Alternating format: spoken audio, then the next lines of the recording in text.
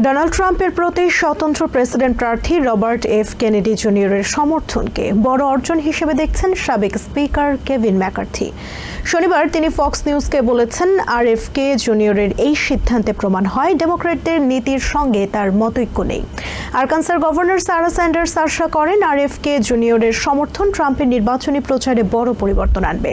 Kamala Harris ক্ষমতায় গেলে দেশ নানাভাবে সংকটে পড়বে বলেও আশঙ্কা করেন স্যান্ডার্স।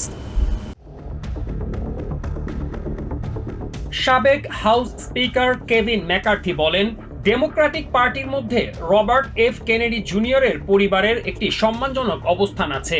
তিনি ডেমোক্র্যাট হলেও ওই দলের নীতির সঙ্গে আরএফকে জুনিয়রের নীতির মিল নেই বলে দাবি করেন ম্যাকার্থি। তিনি অভিযোগ করেন, প্রাইমারি পেরিয়ে কামালা হ্যারিস কখনোই দলের মনোনয়ন পেতেন না, যে কারণে মাঝপথে প্রেসিডেন্ট বাইডেনকে কৌশলে সরিয়ে দিয়ে প্রার্থিতা বাগিয়ে নিয়েছেন কামালা হ্যারিস।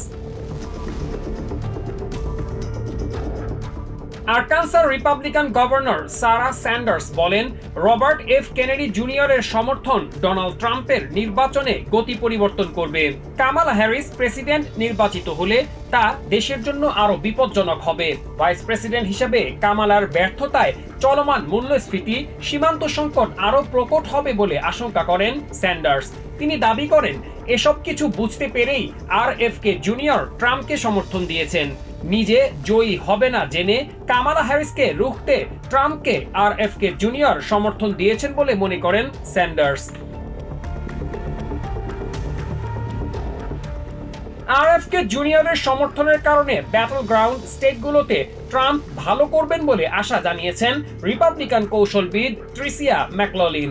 তিনি বলেন, নির্বাচনে তার সমর্থন বড় প্রভাব ফেলবে।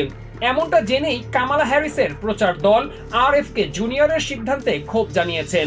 ট্রাম্প জয় পেলে আরএফকে জুনিয়রকে কোনো পদ দেবেন কিনা জানতে চাইলে ট্রিসিয়া বলেন, নির্বাচনে প্রথমে জয় পাওয়াটাই গুরুত্বপূর্ণ। Masum Hasan, TVN24 news desk.